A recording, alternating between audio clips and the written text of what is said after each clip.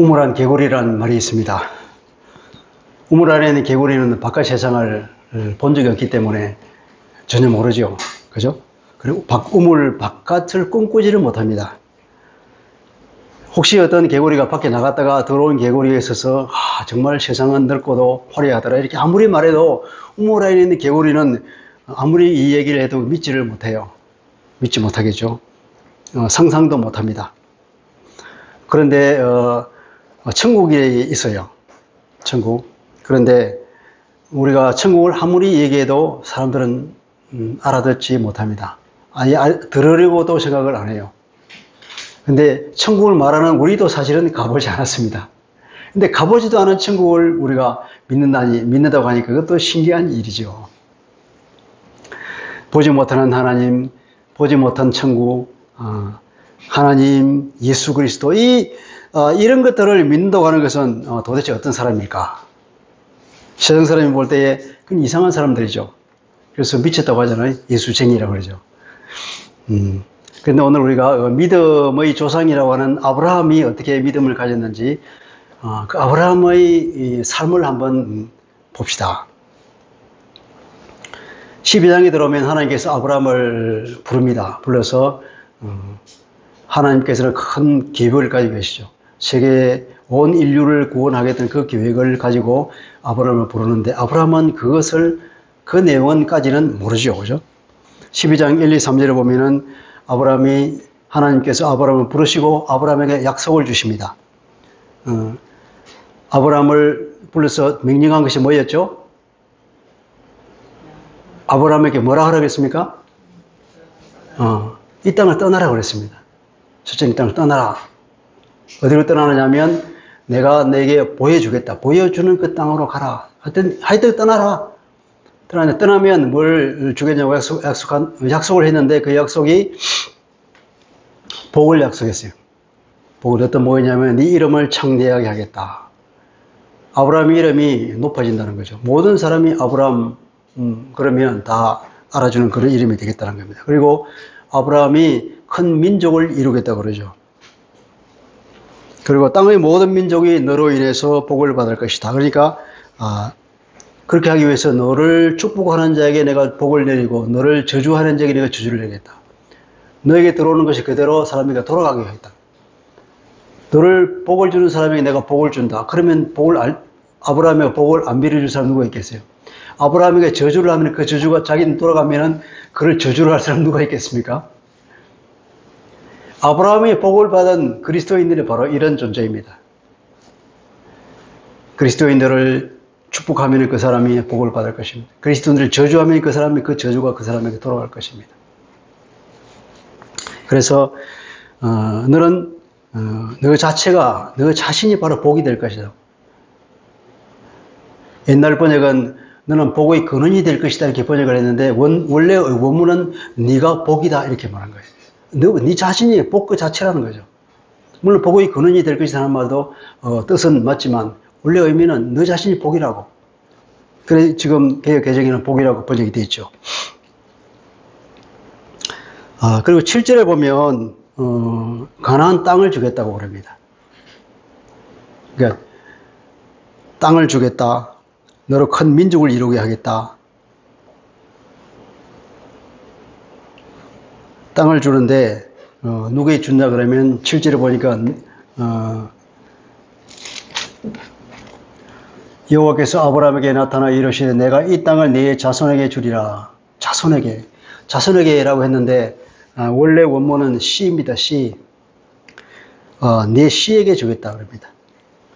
그리고 13장 15절에도 보면 이 가나안 모든 땅을 너와 네 자손에게, 마찬가지로 여기도 원문은 너와 네 씨에게 주겠다.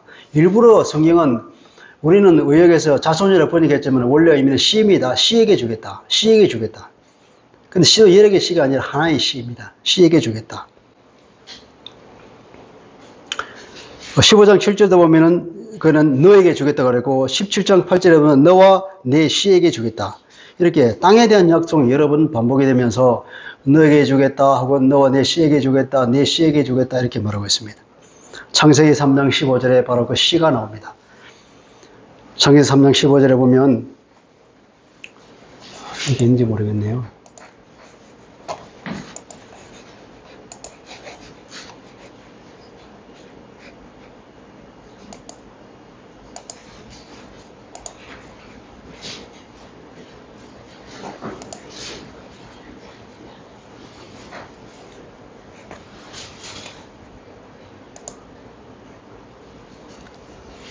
(14절로) 잘못 쓰여있는데 15절입니다.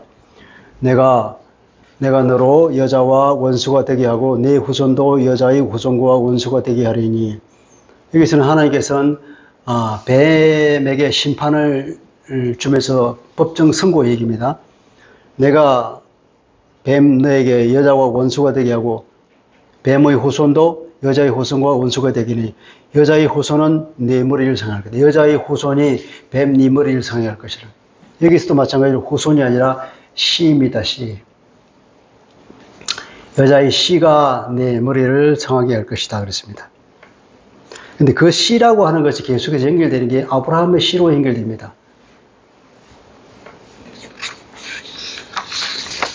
그래서 이 말을 바울은 갈라디아서 3장 16절에 이렇게 해석합니다.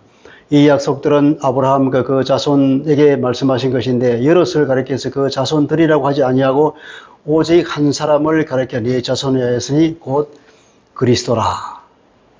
그가 누구냐? 그리스도라는 것입니다.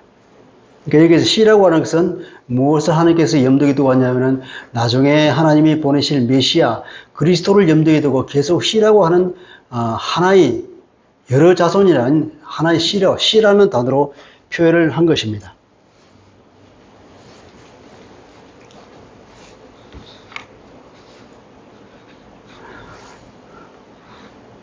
자, 그리고 5절에 보니까 드디어 마침내 가나안 땅에 들어갔더라 그랬습니다. 아브라함이 하나님의 말씀에 순종해서 그 자기를 떠났습니다. 너는 가라 그랬는데 하나님께서 아브라함에게 명령할 때, 가라고 명령할 때 너는 가라 그랬습니다. 가라 그러면 당연히 네가 가는 거지, 누가 가겠습니까? 그런데 일부러 너는 가라. 너로 말할 것 같으면 가라. 너를 위해서 가라 이렇게 말한 거예요. 다른 누구에게도 아닌 바로 아브라함 본인에게 명령을 하시다는 것이죠. 15장 7절에 보니까 또 그에게 이르시되 나는 이 땅을 너에게 주어 너 소유를 삼게 하려고 너를 갈대아인의 우르에서 이끌어낸 여호와니라. 15장에 보면 하나님께서는 하나님이 아브라함을 어디서부터 이끌어냈냐 그러면 그 갈대아인의 우르에서부터 끄집어냈다고. 메소포타미아 지방에 있는 그 우르 지방.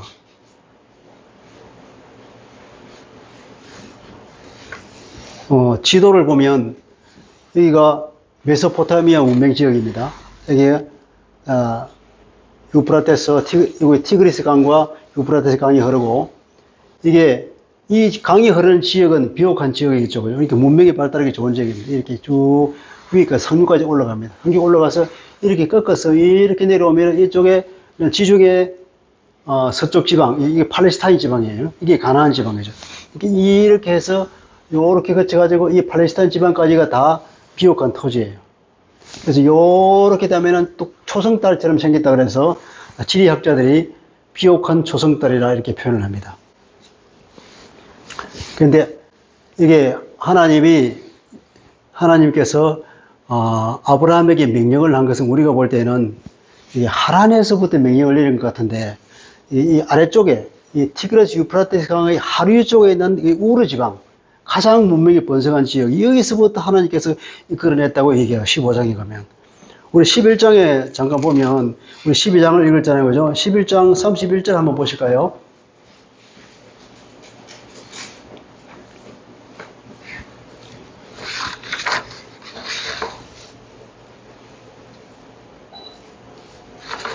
(11장) 31절 같이 읽겠습니다. 시작. 데라가 그 아들 아브라함과 하란의 아들인 그의 손자 롯과 그의 며느리 아브라함의 아내 사라를 데리고 갈대아인의 우르를 떠나서 가나안 땅으로 가고자 하들 하란에 이르러 거기 거류하였으며. 자, 보니까 우르를 떠난 사람은 누구냐면 아브라함의 아버지 데라였습니다. 아버지 데라가 자기 가족을 거느리고 가족 다를 거느리는 게 아니라 아브라함과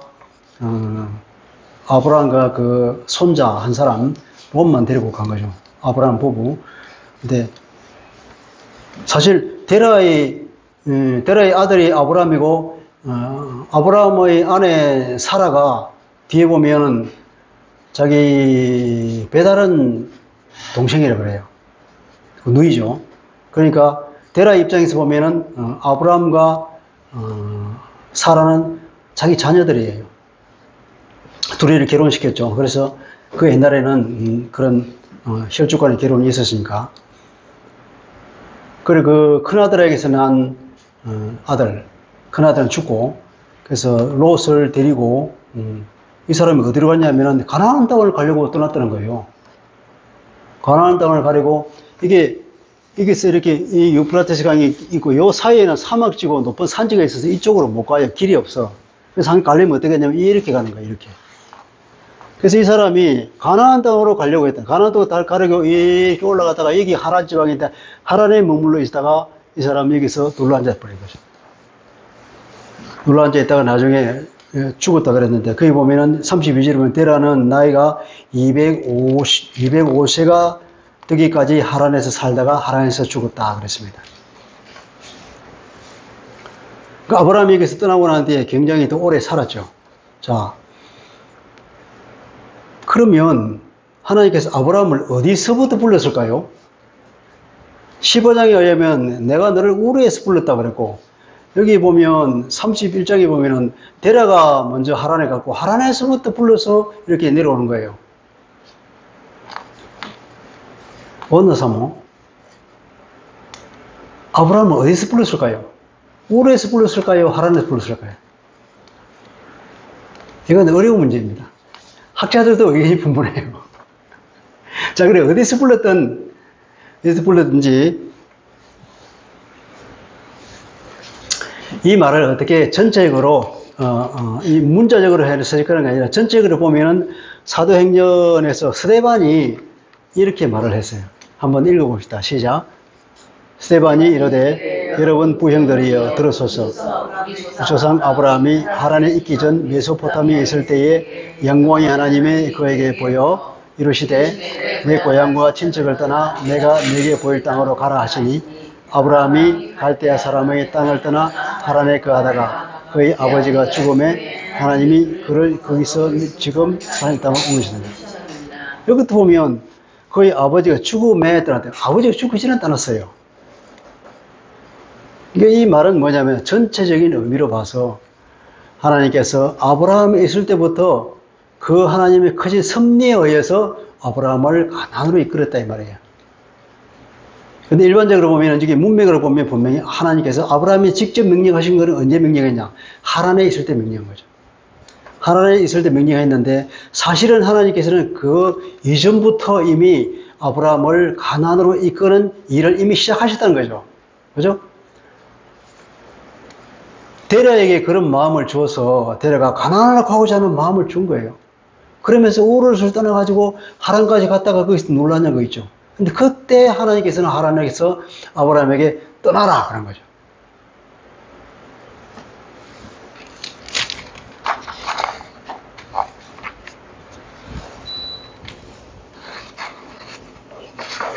그러니까 하나님께서는 어떤 일을 시작할 때에 우리가 아는 그때부터 시작한 것이 아니라 그러니까 내가 태어난 것도 마찬가지로 내 생명이 생긴 것은 뭐 몇십 년 전에 생긴 것이 아니라 이미 하나님께서 창세 전부터 다 입이 되어 있는 거죠. 그래서 하나님의 그 계획하심과 그 작정이라는 것은 시간을 초월하는 거죠. 왜냐하면 하나님께서는 시간이 없기 때문에 그렇습니다. 자, 아브라함이 순종해서 떠났습니다. 그런데 아무런 증거도 없는데 하나님을 믿고 고향과 친척을 떠나서 타국으로 이주했습니다. 그 고대의 세계에 고향을 떠난다는 것이 무슨 뜻일까요? 그때는 법도 없는 세상이에요. 무법의 시대니까 각자 도생의 시대인데 자기가 자기를 보호하지 않으면 안 되고 그래서 자녀가 그렇게 중요한 거예요. 자녀가 많아야 되는데 그리고 그 본토 친척을 따른다고 하는 그 보호를 벗어난다는 거예요. 굉장히 큰 모험을 거는 것입니다. 그런데 하나님께서 명령하시니까 아브라함은 그 명령에 순종해서 떠난 것이죠. 이 순종이 얼마나 하나님께 보시기에 아름다웠냐 하면 그렇게 해서 이 아브라함을 믿음의 조상으로 삼으시고 이 아브라함을 통해 그 후손을 통하여 메시아를 보내는 엄청난 계획이 성취되지 않습니까? 이 아브라함의 순종이 지금 와서 엄청나게 큰 하나님의 구원 계획을 이루었다 이 말이죠. 그래서 보면 믿음은 순종입니다. 순종. 그런데 우리가 아무에게나 순종할 수 있겠습니까? 아무에게나 순종하는 건 아니죠. 그죠? 순종은 누구에게 하느냐? 순종을 받을 만한 권위가 있는 사람에게 순종하지 않습니까? 그리고 그런 능력이 있는 분에게 순종하지 아무에게나 순종하는 거 아니죠. 권위는 어디서 생기느냐 하면 사랑에서 권위가 생기죠. 하나님께서 아브라함을 그렇게 사랑해 주시고 그러니까 아브라함이 하나님에 대한 존경심이 생긴 거죠. 거기에 권위가 생기는 거 아닙니까? 하나님은 능력이 많은 분이라는 걸 아브라함이 그때 이미 깨달았겠죠. 그 전부터. 그런 어떤 사전적인 믿음이 있을 것입니다. 그렇게 해서 아브라함은 우리가 부모를 순종하듯이 하나님의 순종하여서 가나안 땅으로 내려갔습니다. 자, 여기까지가 이제 이야기의 시작이고요. 우리가 읽은 본문은 10절부터입니다. 10절에 보면 딱 10절에 처음에 나오는 것이 기근이 심했다 그럽니다. 그 땅에 기근이 들어서므로 아브라함이 애굽에 거류하려고 거리로 내려갔으니 그 땅에 기근이 심하였기 때문이다. 기근이 온 거죠. 아주 극심한 기근이 온 거죠. 자, 하나님 왜 하필 이때 아브라함을 불렀을까요? 좀 있다가 기근이 지나가고 나는데 야, 다 끝나고 왔으니 이제 가나안 땅으로 내려가라. 살기 좋을 것이다. 이러면 오죽 좋겠습니까? 근데 하필 기근이 있는 그때에 딱 가라고 명령을 하고 보면 하나님도 야속하시지. 그렇게 어려운 결정을 하고 하나님 말씀에 우리 하나님 말씀 순종했더니 갔더니 만사가 형통했더라. 그랬습니까? 근데 믿음의 길에는 애석하게도 그런 것이 없는 것 같아요. 그럼 얼마나 좋겠습니까? 순종했더니 막 형통하고 뭐 풀리고 가는 곳마다 하나님이 보호해 주시고 그러면 신이 나서 이렇게 우리가 더 하나님께 경배를 하고 예배를 드리고 더 신앙생활을 잘할 것 같은데 이상하게 안 그렇단 말이죠. 오히려 우리 경험에 의하면 혹은 성경의 말에 의하면 이런 위기를 더 직면한다고 그러죠. 예를 들어서 요셉을 봅시다. 요셉은 얼마나 거창한 꿈을 꿨습니까? 그 꿈이 하도 의미심장한 꿈이기에 그 부모들이 그 꿈을 마음속에 깊이 간직했다고 그래요. 요셉도 그 꾸밈대로 자기 앞에 펼쳐질 것을 기대했지 않겠습니까? 내게는 앞으로 큰 미래가 펼쳐질 거야. 그런 기대를 차고 있었는데 어떻게 됐습니까? 형들 앞에 그저 맞아 죽을 뻔했잖아요. 죽기 직전에 어떻게 살기는 부사의 삶을 살았는데 어떻게 됐습니까? 팔려가지고 애굽에 종으로 팔려버리지 않습니까? 다윗은 보십시오. 다윗이 어느 날 사무엘 선지자가 와서 자기 왕으로 기름을 부었어요. 왕이 되겠더라고. 그럼 왕이 되려고 그러면 앞으로 쫙 풀려야 되는데 오히려 사울로부터 쫓기는 신세가 되죠. 사울이 눈에 불을 켜고 다윗을 죽이려고 군대를 동원해서 그것도 얼마나 그 목숨이 위태롭게 도망자 신세를 다녔습니까? 적어도 15년 이상은 그렇게 쫓겨다니죠. 근데 바울도 보십시오. 바울과 바나바에게 특별히 안수해서 하나님께서 성령께서 내가 시키를 위해서 파송하라 그런 말씀이 있어서 그 안디옥 교회에서 두 사람을 안수해서 파송해서 보냈습니다. 그래서 바울이 선교사로서 해외에 파송돼 나갔더니 앞으로 가는 곳곳마다 전도가 잘 되고 가는 곳곳마다 사람의 환영을 받으며 하나님의 이름은 높아졌더라. 그랬습니까? 아니잖아요. 가는 곳곳마다 반대에 부딪히고 가는 곳곳마다 핍박이 있고 고난을 당했습니다. 왜 그럴까요? 세상은 사탄이 지배하고 있는 세상이기 때문에 그렇습니다. 사탄이 세상을 꽉 잡고 있는 거죠. 아담 이후로 그 주도권을 뺏겨버려서 그렇습니다. 그러니까 하나님께서 어떤 사람을 불러서 세운다고 하는 것은 무슨 의미일까요? 그 사탄의 세력을 다 물리치고 하나님의 나라를 세우겠다고는 하나님 계획 가운데에 그 일이 이루어지기 때문에 결국은 하나님께서 불러서 세우는 사람은 이 세상을 맞서 세우는 거 아니겠습니까? 사단이 가만히 있겠어요? 하나님께서 부르시는 사람마다, 선택하는 사람마다 사탄의 집중 공격을 타깃이 되잖아요, 타깃. 그런 것입니다. 우리가 하나님의 부르심을 받았습니다. 그러면 우리가 마찬가지로 그런 사람들처럼 사탄의 타깃이 되는 것이죠. 교회가 사탄의 타깃이 됩니다. 교회를 이끌어가는 목사들이 특별히 사탄의 타깃이 되지 않습니까? 그래서 그런 형통하기보다는 그렇습니다. 그러면 하나님께서 보호를 해주시면 좋겠는데 하나님께서는 야속하게도 적극적으로 보호를 그때그때마다 안 나서시는 것이에요. 참. 그게 하나님의 섭리입니다.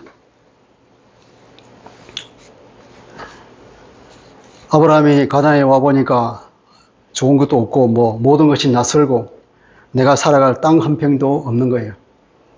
그 뒤에 보니까 그 가운데 그 가나안 지방에 누가 살았더라? 가나안 지방 족속들이 살았더라 그렇게 말하고 있습니다. 그 지방에 아무것도 없는 것이 아니라 이미 다른 민족이 살고 있다는 것이에요. 주인이 있다는 것입니다. 세상에 무주공사는 없는 법입니다. 어디를 가나 주인이 있어요. 창대한 이름과 큰 민족, 하나님의 약속하신 그 땅, 그 언제 들어올 거야? 가나안으로 가라고 해서 가기는 갔는데 사람이 살 수가 없는 극심한 기근이 취했으니까 어떻게 해야 되겠습니까? 참 우리가 그것을 선택하기 쉽지가 않죠. 그 죽음을 무릅쓰고 가나안에 눌러 앉아 있어야 되겠습니까? 살 길을 찾아서 뭔가 행동을 해야 되겠습니까? 목사님 어떻게 하시겠어요? 그런 위기가 처하면. 목숨 걸고 그게 있겠습니까? 뭔가 살 길을 찾아 나서야 되겠습니까? 누구든 여기서 그냥 목숨 걸고 거기에 눌러 앉아 있어야 된다고 하면 말하지 못할 것입니다. 그죠? 근데 아브라함은 하나님의 약속을 저버리고 살 길을 찾아 애굽으로 떠났습니다. 여기 보면은 애굽으로 떠난 게 애굽으로 영원히 살려고 간 것이 아니라 거류하려고 그랬습니다. 옛날 성경은 후거하려고 이렇게 표현되어 있죠.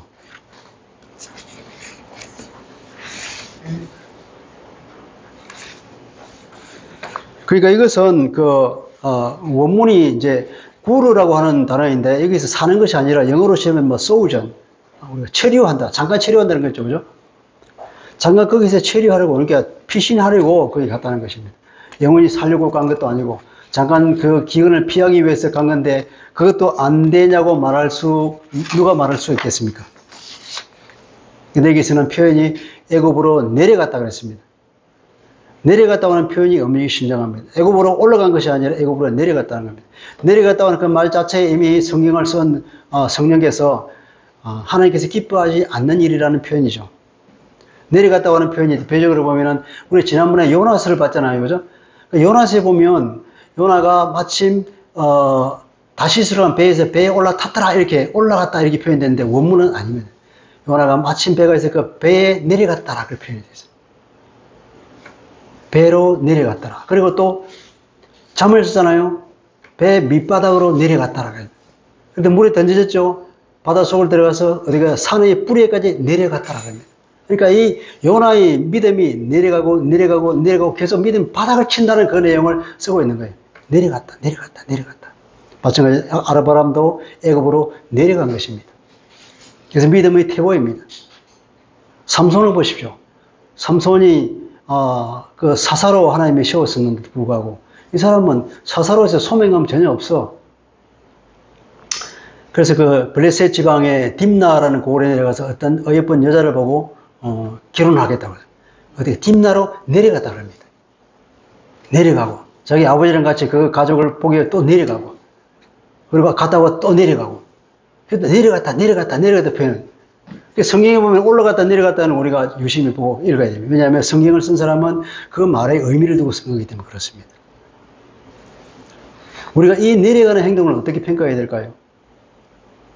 그 잘못해도 함부로 말할 수 없는 상황인데 누구 때문에 그러면 안 내려가겠어? 죽을 상황인데 누구든지 그렇게 말할 수 없어요. 문제는 뭐냐? 하나님께 물어봤는가 이 말이죠. 하나님께서 가나안으로 가라고 해서 왔는데 그러면 적어도 떠나려고 그러면 하나님께 물어봐야 되지 않겠습니까? 하나님 상황이 굉장히 힘듭니다. 어떻게 할까요? 다른 것도 장기 피신해야 되지 않겠습니까? 이렇게 물어봤으면 좋겠는데 물어봤다는 말이 없어요. 그리고 내가 가장 합리적이라고 생각되는 선택을 하려면 어떤 선택을 해야 될까요? 내가 하는 그 선택이 옛날에 하나님이 나에게 주신 그 말씀과 이렇게 배치되고 충돌할 경우에는 그건 분명히 아니겠죠. 그런 선택을 하면 안 되죠.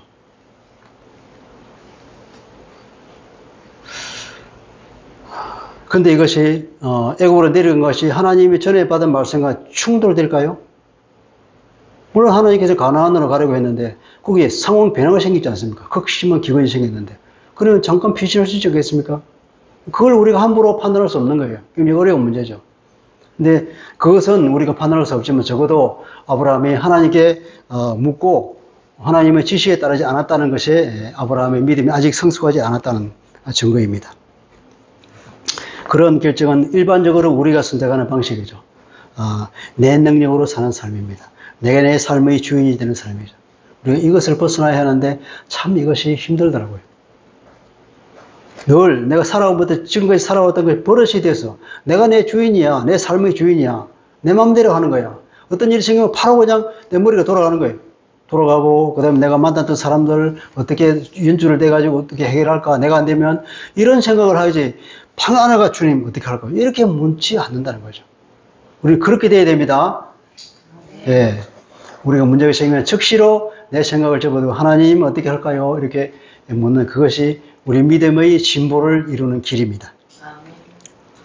자, 하나님께서는 아브라함이 내려갔는데 하나님 가지마 이렇게 말했으면 또 좋겠는데 가만히 내버려 두고 있어.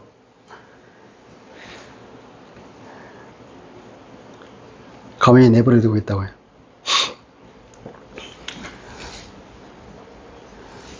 로마서 8장 28절을 볼까요? 읽어봅시다. 시작. 우리가 알거니와 하나님을 사랑하는 자, 곧 그 뜻대로 부르심을 입은 자들에게 모든 것이 합력하여 선을 이루느니라. 그러니까 하나님을 사랑하는 자. 여러분 하나님을 사랑하십니까? 그러실 줄 믿습니다. 그 하나님을 사랑하는 자는 누구라 그랬죠? 부르심을 입은 자입니다. 우리는 하나님의 부르심을 입은 사람들이에요.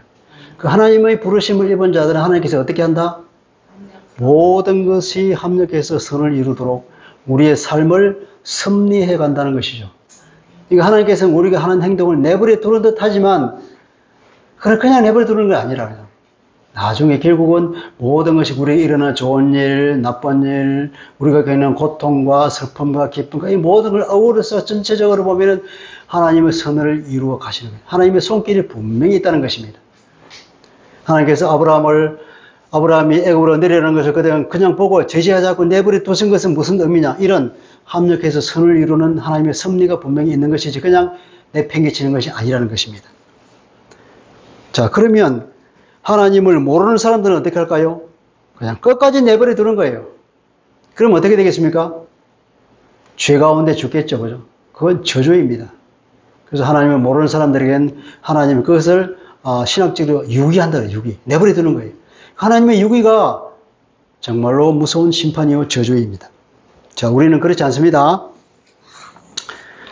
아브라함 여기 또 장교를 부리죠. 그죠? 11절부터 13절을 보니까 당신은 예쁜 사람이니까 가면 사람들이 내가 남편인 줄 알고 나를 죽이고 당신은 살해둘 것이다. 그러니까 차라리 우리가 온유이라고 하자. 그렇게 얘기했죠. 그러면 내가 살 거라고. 그러면 당신이 나에게 베풀어 줄 수 있는 나에게 선물을 나에게 베풀 은혜가 바로 그거라고 그렇게 말하죠. 그런데 이 얘기가 나중에 아비멜렉 20년쯤 흐른 뒤 아비멜렉이라는 왕 앞에서도 그렇게 거짓말을 했는데 그때 얘기가 그랬죠. 왜 그렇게 네가 부부라고 얘기 안 하고 여동생이라 그러니까 내가 너희 아내를 내가 데려오게 하느냐 그렇게 물으니까 왜 그랬냐 다그치니까 이 땅은 하나님을 두려워하지 않는 곳이다. 법이 없는 거예요. 폭력이 우선인 곳이죠. 불의가 판을 치는 곳이죠. 의가 없고 하나님의 공의가 없는 곳이기 때문에 언제든지 힘센 사람이 장땅이고 누구든지 죽일 수 있는 곳이기 때문에 자기가 안 죽으려고 그랬다는 거죠. 그리고 실제로 또 사라가 자기 이복 동생이라고 그러죠. 사라가 너무 예뻤던 것 같아요. 여러분, 경국지색이라는 말 들어봤습니까? 경국지색, 나라를 흔들 정도로 미인을 경국지색이라고 그러죠. 아마 이 사례가 이런 미인인 것 같아요. 그런데 이방인 두 사람이 애굽에 흘러 들어왔어. 근데 그 미모가 막 삽시간에 온 나라에 쫙 퍼져버린 거예요. 얼마나 예쁘든지. 그래서 왕궁에도 알려지고 신하들이 이 사라를 보러 온 거죠. 보고는 그냥 완전히 가보는 거죠. 가서 바로한테 가서 막 입에 침이 닳도록 얘기한 거죠. 사라의 나이가 몇 살일까요? 아브라함이 하란을 떠날 때 나이가 75세라고 그랬으니까 그 해에 내려왔다 그래도 사라 나이가 65세잖아요. 65세의 그 나이에 이게 나라를 흔들 정도로, 그러니까 이방인이 그냥 들어왔는데 너무 이뻐서 사람 온 나라가 발끝 뒤집힐 정도로 소문이 그냥 사체간에 퍼질 정도로 말 그대로 경국지색이죠. 여러분. 그런데 옛말에 우리나라 미인 박맥이라는 말이 있죠. 미인이 오래 살지 못한다는 거예요. 미인 박복이라는 말도 있고. 미인은 복이 없어. 왜 그럴까요? 워낙 이렇게 집적되는 사람이 많으니까 유혹이 많아서 인생이 평탄하지 못한 거지. 여러분, 미인이 아니라고 생각하시는 분들 복 받은 줄을 믿습니다. 아멘. 아멘 하십시오. 하나님을 찬양하십시오. 사례도 이런 너무 미인이기 때문에 이런 고난을 당하지 않습니까? 안 그랬으면 무슨 어려움이 있겠어요. 그냥 없는 듯이 그냥 살짝 왔다가 없는 듯이 돌아가면 가만인데 이렇게 온 나라에 막 난리가 날 정도로 됐으니까 신하들이 바로 앞에 가서 사라를 칭찬했다 그랬죠. 칭찬했는 것을 제가 원문을 찾아보니까 우리가 하나님을 찬양할 때 뭐라 그러죠? 할렐루야 그러잖아요. 이 표현이 할렐루가 됐다고, 할렐루. 신하들이 가서 보고 와서 바로 앞에 가서 막 이 사례를 두고 막 할렐루라고 막 계속 찬양을 해줬겠다는 거죠. 그러니까 어떻게 됐습니까? 이거 바로가 이 여자를 데려오라 그런 거죠. 바로에게 데려갔습니다. 이 표현도 보면 수동태에 대해 바로에게 데려감을 당했다는 거예요. 데려감을 당했다. 그리고 아브라함은 많은 선물을 받았습니다. 16절. 이에 바로가 그로 말미암아, 그건 사례죠. 그 여자로 말미암아 아브라함을 후대함으로 아브라함이 많은 재산을 얻었다 그랬습니다. 그러니까 아브라함은 아내를 팔아먹은 셈이 됐죠, 그죠? 그러니까 내가 살려고 아내를 팔아먹었다? 이렇게 비열한 남자가 있습니까? 참 그것도 판단하기가 쉽진 않아요. 내가 남편인 줄 알고 나를 죽이고 당신을 데려갈 거다. 그럼 나를 안 죽이면, 내가 살아있으면, 살아있을 때 너무 예쁘니까 아내로 데려갈 거죠. 내가 죽거나 사나 역시 사라는 남의 아내로 데려갈 뻔을 당할 텐데, 그러면 차라리 내가 죽는 것보다는 사는 게 낫겠다? 뭐 이렇게 판단했을까요? 그렇지만 이 남자 입장에서 보면 그처럼 수치스러운 일이 없죠. 그처럼 비굴한 일도 없습니다.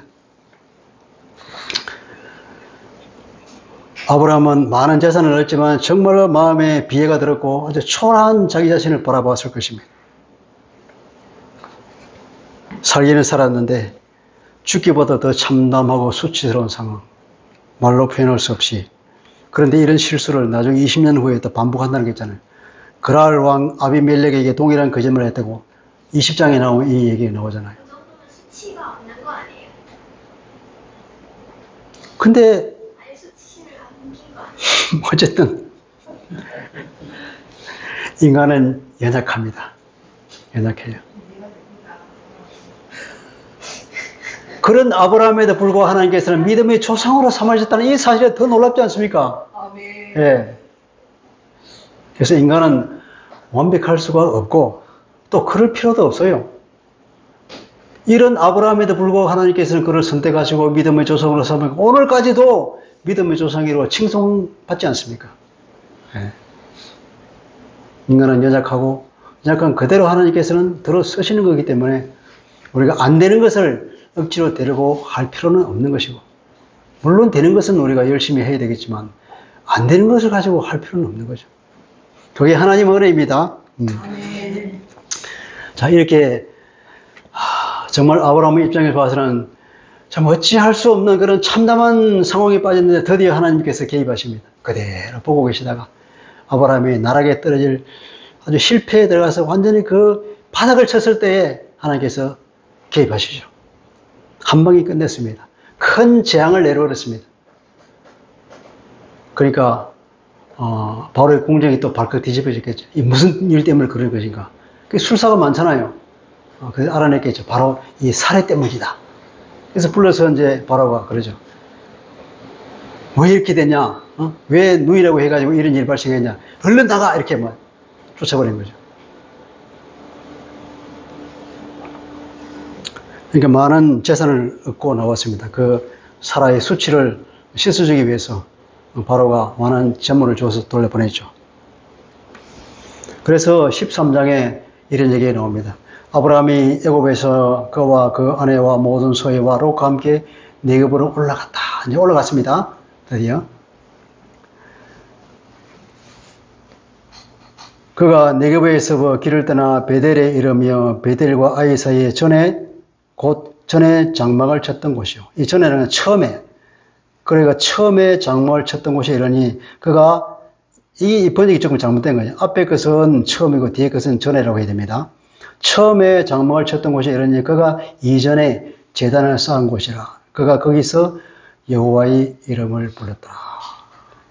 여호와의 이름을 부른 것은 하나님께 예배를 드렸다는 것입니다.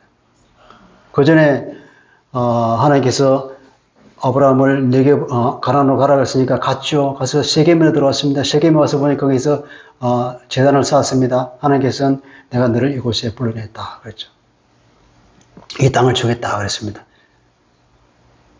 그리고 더 내려와서 베델과 아이 사이 중간에서 자기가 텐트를 치고 거기서 살면서 하나님께 예배를 드린 것입니다.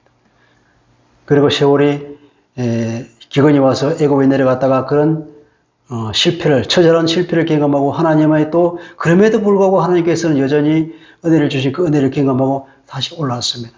옛날에 그 자리를 올라왔어요. 하나님께 예배했던 그 자리를 올라왔어요. 자, 옛날에 있었던 그때 떠날 때 그 아브라함과 돌아왔을 때 아브라함이 동일한 장소에 왔지만 동일한 사람이지만 그 마음은 달라졌겠죠, 그죠? 처음에 있었던 그 믿음과 다시 섰을 때 아브라함의 마음의 믿음은 분명히 달라졌을 것입니다. 믿음이 많이 성장했을 것입니다. 인격적으로도 많이 성장했을 것입니다. 그는 거기 와서 반성과 회개를 했을 것입니다. 그것이 뭐냐? 하나님을 배워가는 과정이 되었죠. 하나님을 경험하는 과정이 된 거죠, 그것이. 아브라함에게는. 하나님이 어떤 분인지를 몸으로 배웠습니다. 그러니까 우리가 넘어져도 내가 못나고 비굴해도 수치스럽고 초라해도 여전히 하나님은 사랑하시고 은혜를 베푸시는 그런 사랑의 하나님이라는 것을 아브라함이 깨달았겠죠. 몸으로 알았겠죠. 그렇게 하나님께서는 당신이 어떤 분인가를 가르쳐주기 위해서 아브라함에게 그런 내려가는 것을 내버려둔 것이죠. 유기해 두시던 것입니다. 결정적인 순간에 하나님께서 개입하셔서 그것을 몸으로 가르쳐 주신 것이죠. 자, 말씀을 여기 보면 하나님의 구원 계획을 우리가 보게 됩니다. 아브라함을 선택하고 그를 통해서 인류 전체를 구원하겠다는 계획을 가지고 드디어 아브라함을 가나안으로 보냈습니다. 세상과 구별된 하나님의 나라를 세울 계획. 우리 성경에서 배웠죠, 그죠?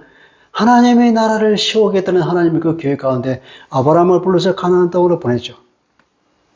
아브라함은 하나님의 원대한 계획을 그때는 잘 모르죠. 그것이 감추어진 비밀입니다. 우리는 아브라함의 믿음을 배웁니다. 하나님의 말씀에 순종하고 가나안에서 그분께 예배를 드렸습니다. 이 아브라함의 믿음으로 인하여서 온 세계가 살아나는 구원의 역사가 이루어졌죠. 그러나 또 한편으로 보면은 아브라함은 시련에 흔들리는 믿음이었습니다. 기근이 오자 약속의 땅이 아닌 곳으로 피신을 갔습니다. 그는 하나님께 묻지 않는 자기가 자기 주인이 된 삶을 살았습니다. 더 믿음이 성장해야 될 상황이죠. 그래서 그는 믿음의 실패와 큰 수치를 당합니다. 그럼에도 불구하고 계속되는 하나님의 보살핌과 사랑을 경험하고 다시 약속의 땅으로 올라와서 하나님께 예배를 드림으로 아브라함의 믿음이 성장하는 것을 우리가 보게 됩니다. 이 얘기는 바로 아브라함의 믿음이 성장하는 얘기요. 하나님이 우리를 어떻게 사랑하신 것을, 사랑하는가를 하나님이 어떤 분인가를 보여주는 것이고, 우리가 믿음의 삶을 살아갈 때 걱정하지 않아도 되는 것을 우리에게 격려해 주는 말입니다. 자, 여기서 우리가 배울 수 있는 교훈을 봅시다. 하나님은 적절한 때에 개입해 주시는 하나님이십니다. 그러니까 자기 백성을 끝까지 돌보신 하나님을 보게 되죠. 아브라함은 그 실패에도 불구하고 많은 재물을 가지고 나왔습니다. 이스라엘 백성이 나중에 출애굽할 때 많은 재물을 가지고 나왔다는 것입니다. 아마 이것의 대표적인 성격으로 그렇게 했는지도 모르겠습니다. 하나님은 언제나 우리에게 역전을 일으키십니다. 우리가 고난을 당할 때 우리가 뜻하지 않은 역전을 경험하게 됩니다. 지금 우리가 고난 가운데 있습니까? 지금 우리가 어려운 가운데 있습니까? 앞으로 우리가 어려운 가운데 처할까요? 그럴 때 우리들 걱정할 필요가 없습니다. 하나님을 의지합시다. 예수 그리스도를 의지합시다. 그분의 능력과 그분의 보호를 기대합시다. 절대로 그분은 우리의 기대를 저버리지 않습니다. 그 기대를 저버리지 않는 그 의미를 뭐라니 헤세드라 그럽니다. 그래 신실한 하나님을 그러죠. 아브라함은 넘어지지만 하나님은 그를 붙잡아 주었습니다. 아까 우리가 봤던 로마서 8장 28절 그죠? 합력하여 선을 이루신 하나님을 보게 됐고 고린도후서 4장 17절에도 보면은 환난은 작고 잠시지만 그 후에 올 하나님의 영광은 너무나 크고 영원하다 그랬습니다. 이렇게 하나님의 사랑은 믿음을 회복시키죠. 하나님의 은혜는 지난번에 우리가 봤듯이 우리에게 믿음을 창출해냅니다. 베들로 돌아와서 다시 하나님의 이름을 부른 아브라함. 그것은 바로 하나님의 은혜 때문에 그렇게 아브라함의 믿음이 창출되고 재창출되고 또 성장했던 것입니다. 여기서 우리가 눈여겨볼 것은 하나님은 아브라함을 책망하지 않았다는 것입니다. 아브라함을 자문했다고 책망한 성경 구절 없죠. 그죠? 우리는 실패하죠. 우리는 넘어집니다. 때로 우리는 부끄러운 행동도 합니다. 우리는 못나고 무능하죠. 그래서 남에게 피해를 끼칩니다. 그래서 욕을 먹습니다. 여러분, 이것이 사실입니까? 사실일 수가 있습니다. 만약 사실이라면 그것을 인정합시다. 그러나 또 다른 사실이 있다는 걸 우리가 또 알아야 되는 거죠. 하나님은 그런 우리를 지극히 사랑하신다는 거죠. 아브라함에게 오히려 많은 선물을 주지 않았습니까? 그런 나라를 위해서 주님께서 십자가를 주셨습니다. 이 사실을 우리가 꼭 생각해야 되는 거죠. 이 너무나 큰 사실이 있기 때문에 앞에 있는 이 사실은 아무것도 아닌 것이죠. 그죠? 혹시 나의 부족한 모습을 인정하려 하지 않는 경우가 있습니까? 그러면 여러 가지 문제가 발생하죠. 왜 그것을 인정하지 못할까요? 인정하는 순간 내가 무너지기 때문에 그렇습니까? 절대로 무너지지 않습니다. 왜 무너진다고 생각해요? 나의 가치와 존재의의가 남의 인정에, 남의 평가에 달려있습니까? 안 그렇잖아요. 우리의 가치와 존재의의는 하나님께 달려있습니다. 하나님이 인정하시면 그것을 끝이에요. 세상 모든 사람이 무슨 말을 해도, 온 놈이 온 말을 해도 그것은 나의 평가에 아무런 영향을 끼치지 않습니다. 그러므로 우리는 쿨하게 그것을 인정해야 됩니다. 인정하는 것이 좋은 거예요. 그래! 넌 부족해, 무능해, 너는 못났어, 미안해, 앞으로 더 잘할게. 이렇게 겉으로 쿨하게 인정하면 좋습니다. 그것이 내 마음을 시원하게 하니까. 그러나 우리 안으로 생각해죠. 그러나 그런 나이지만 하나님은 나를 지극히 사랑해. 나의 필요를 채워주시고 나를 보여주신단 말이야. 하나님 내 팬이야. 할렐루야. 이렇게 더 큰 사실을 우리가 믿고 그 안에서 자유할 줄 알아야 되죠. 이것이 오늘 우리에게 주는 큰 메시지인 줄 믿습니다. 그리고 또 하나를 보면 한 번 선택은 영원한 선택이에요. 한 번 하나님의 자녀는 영원한 하나님의 자녀니까요. 하나님이 한 번 선택하신 거, 지금 전능하신 거 보니 우리를 잘못 선택할까요? 아, 내가 선택했는데 실수했네? 걔가 그런 애가 아닌가 봐요? 그럴까요? 하나님은 그런 분이 아니죠. 전능하신 분이 어떻게 자기가 선택한 것을 잘못 선택할 수 있겠어요? 하나님의 선택은 완벽한 선택이에요. 하나님의 선택은 그것을 알고 선택하는 거예요. 그렇기 때문에 하나님의 선택은 절대로 폐기되지 않고 변경되지 않습니다. 그래서 우리는 하나님의 끝까지 사랑, 헤세드 사랑을 우리가 알지 않습니까? 하나님은 자기 백성, 자기 자녀에 대해서는 맹목적 사랑을 하고 있습니다. 부모는 자기 자신에게 맹목적 사랑을 하죠. 우리는 바로 하나님과 형상을 닮아서 그렇습니다. 하나님은 우리에게 맹목적 사랑을 퍼붓습니다. 엄마가 젖먹이를 버릴지도 나는 너희를 버리지 않겠다고 하시면 하나님 아닙니까? 이게 보십시오. 이사야 49장 14절 15절입니다. 시온이 이르기를 여호와께서 나를 버리시며 주께서 나를 잊으셨다 하였거니와 여인이 어찌 그 젖먹는 자식을 잊겠으며 자기 태에서 난 아들을 긍휼히 여기지 아니하겠냐. 그들은 혹시 잊을지라도 젖먹이를 가진 그 엄마가 자기 자녀를 혹시 잊을지라도 나는 너를 잊지 아니할 것이다. 이런 하나님의 선포를 보십시오. 히브리서 13장 5절도 그렇게 말합니다. 내 하나님 여호와 그가 너와 함께 가시며 결코 너를 떠나지 아니하시며 버리지 아니하실 것임이라. 이렇게 그가 친히 말씀하시기를 내가 결코 너희를 버리지 아니하고 너희를 떠나지 아니하리라 하셨느니라. 이게 신명기 13장 31장 6절에 있는 말씀이고 여호수아 1장 5절에도 있는 말씀입니다.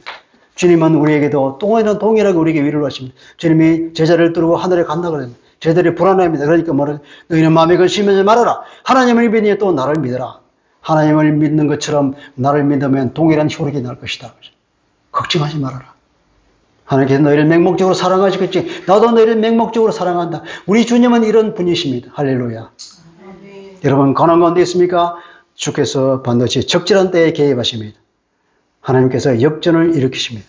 어떠한 어려움에도 우리에게는 소망이 남아 있습니다. 왜냐? 우리는 하나님의 자녀이기 때문에 그렇습니다. 그러므로 우리는 기대하시라, 소망하시라, 절대로 포기하지 마시라 이렇게 말씀드릴 수 있습니다. 두 번째, 우리는 넘어져도 주님은 끝까지 우리를 붙잡아 주신다는 사실입니다.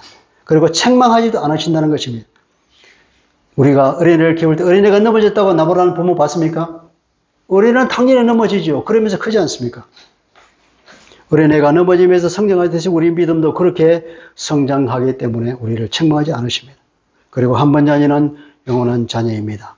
하나님의 선택은 폐기되지 않고 그렇지만 사탄은 우리에게 고소하죠.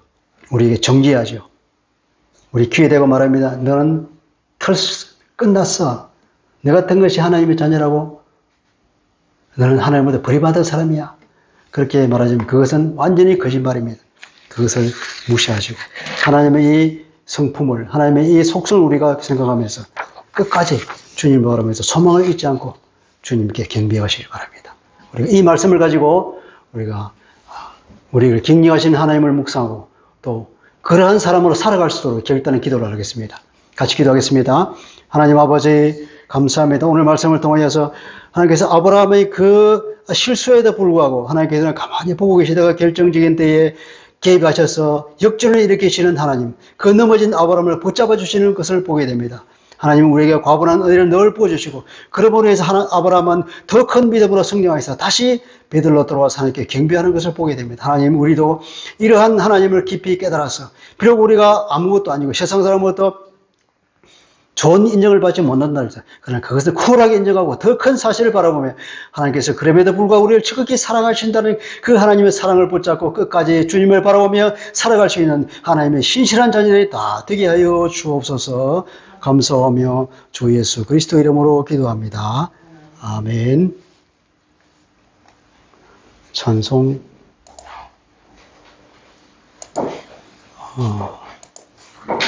381 하겠습니다.